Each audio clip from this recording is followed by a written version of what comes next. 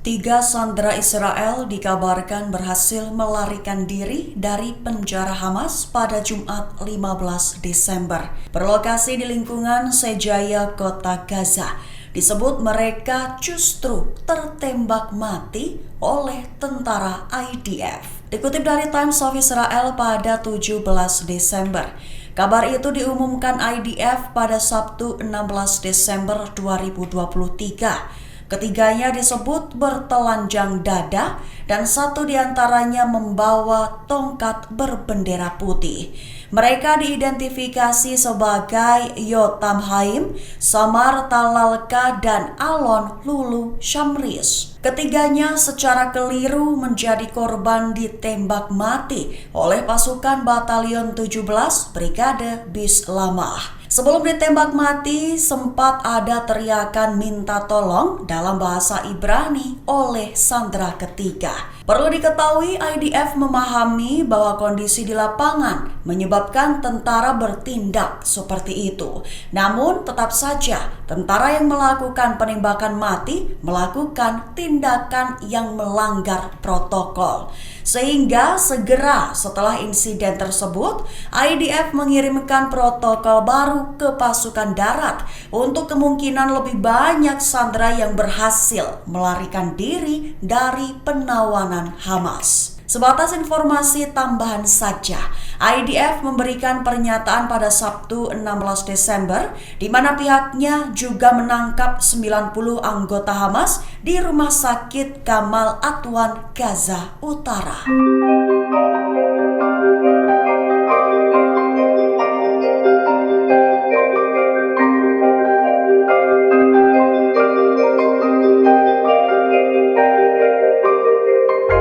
Sebanyak 90 anggota Hamas ditangkap oleh pasukan tentara IDF pada Sabtu 16 Desember. Dikabarkan ke-90 anggota Hamas ditangkap di lingkungan Jabaliyah, tepatnya di Rumah Sakit Gamal Atwan. Dikutip dari Times of Israel pada 17 Desember. Kabar itu diumumkan oleh Badan Keamanan IDF dan Shin Bet. Mereka mengatakan bahwa selama beberapa hari terakhir, pasukan Israel telah menahan sekira 90 anggota Hamas dan menyita sejumlah senjata mereka. Penangkapan dilakukan oleh pasukan Brigade Lapis Baja ke-460 dan unit Komando Angkatan Laut Sayyidat 13. Mereka menggerebek rumah sakit, menemukan senjata termasuk senapan serbu, RPG, alat peledak, serta peralatan militer lainnya milik Hamas. Dikabarkan penyitaan senjata Hamas bermula dari hasil interogasi pegawai rumah sakit. Interogasi dilakukan oleh agen Shin Bet dan interrogator unit 504 Direktorat Intelijen Militer. Sehingga pasukan Israel berhasil menemukannya di dalam inkubator di bangsal bersalin. Sebatas informasi akhir, melalui rilis video IDF juga mengakui keberhasilan mereka membunuh seorang pria bersenjata Hamas yang bersembunyi di terowongan di lingkungan Sejaya, Kota Gaza pada Sabtu 16 Desember kemarin.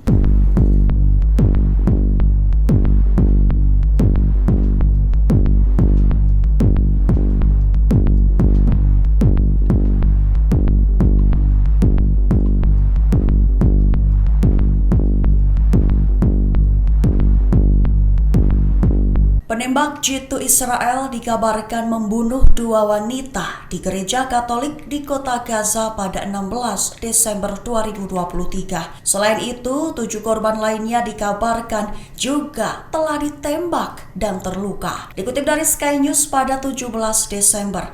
Kabar itu diumumkan dalam pernyataan Latin Patriarchate of Jerusalem pada 16 Desember kemarin. Dalam pernyataan disebut bahwa 2 wanita telah dibunuh oleh penembak jitu IDF di gereja.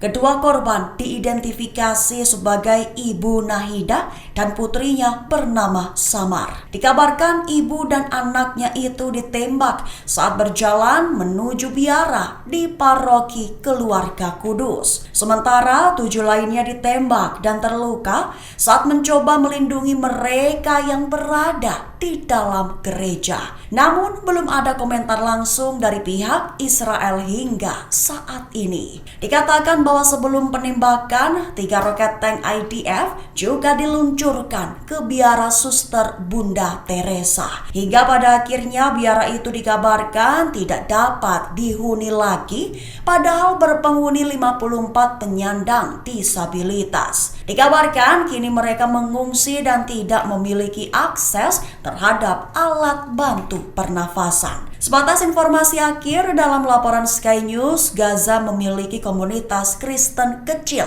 yang terdiri dari sekitar 1.000 orang.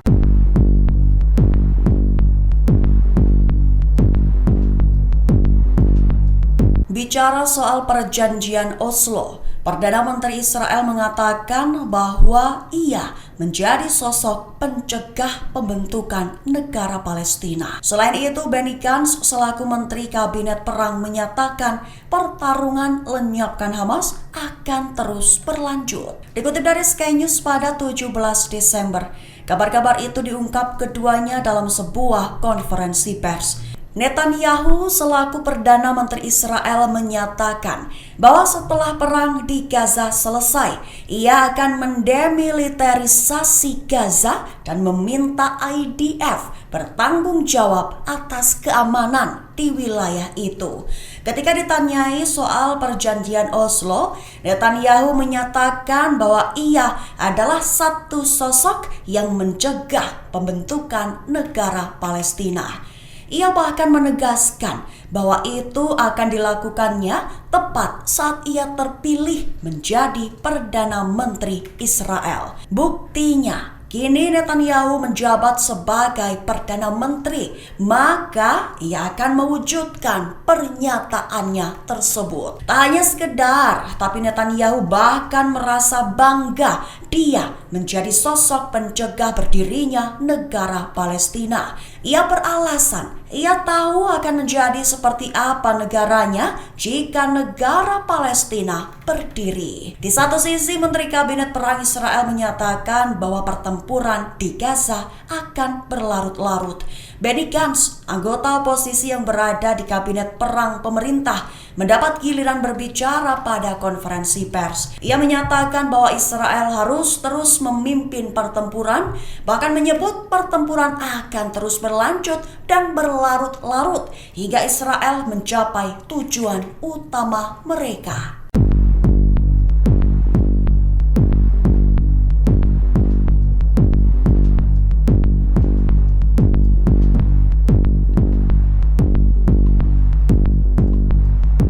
Pasukan pendudukan Israel sempat terpaksa mundur dari beberapa wilayah tepi barat pada 16 Desember kemarin. Diketahui itu terjadi lantaran pejuang perlawanan Palestina Brigade Tulkarm menghadapi IOF dengan alat peledak Amir 1. Dikutip dari Al-Mayadin pada 17 Desember. Sebelumnya IOF menyerbu dan menargetkan warga Palestina di tepi barat di rumah persembunyian mereka.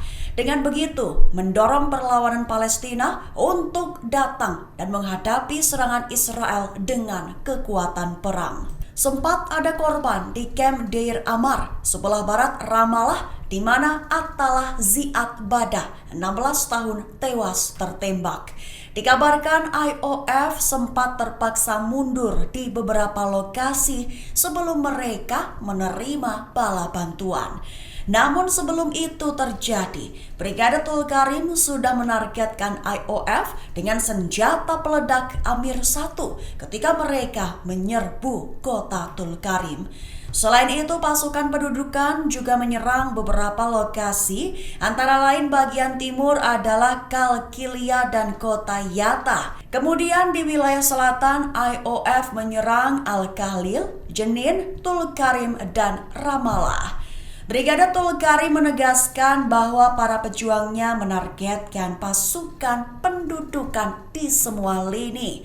Tak sebatas itu, bahkan berulang kali perlawanan Palestina menyergap pasukan pendudukan Israel. Juga terjadi konfrontasi sengit dengan pasukan pendudukan yang menggunakan bulldozer untuk menghancurkan infrastruktur dan menyabotase sekitar kamp.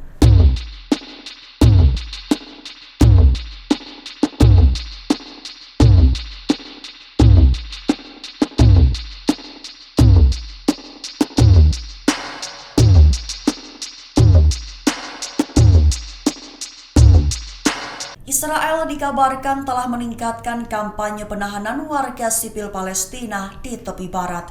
Dikabarkan oleh Urusan Tahanan Palestina dan Klub Tahanan Palestina, kini tembus 4.520 orang. Dikutip dari Al-Mayadin pada 17 Desember, jumlah total tahanan itu diumumkan pada laporan 13 Desember lalu. Dan pada Selasa 12 Desember, pihaknya mengumumkan bahwa pendudukan Israel telah meningkatkan kampanye penahanan mereka. Sebuah laporan pada 13 Desember mengungkapkan bahwa lebih dari 4.000 warga Palestina ditangkap di seluruh tepi barat yang diduduki.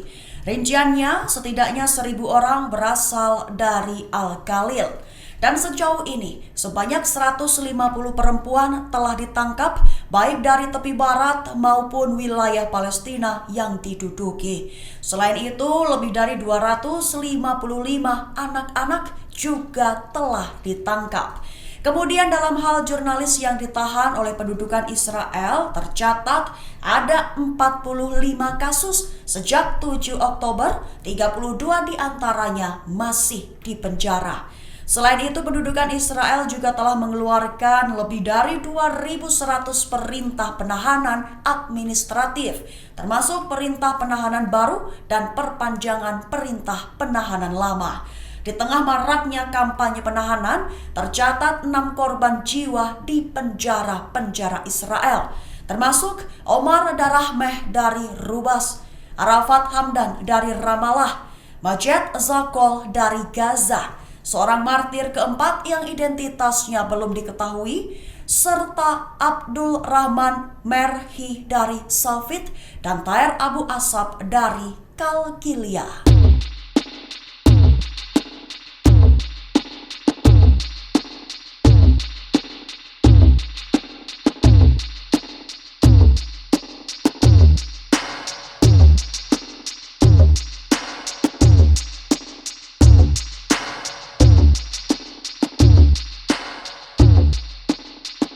Download Tribun X sekarang, menghadirkan lokal menjadi Indonesia.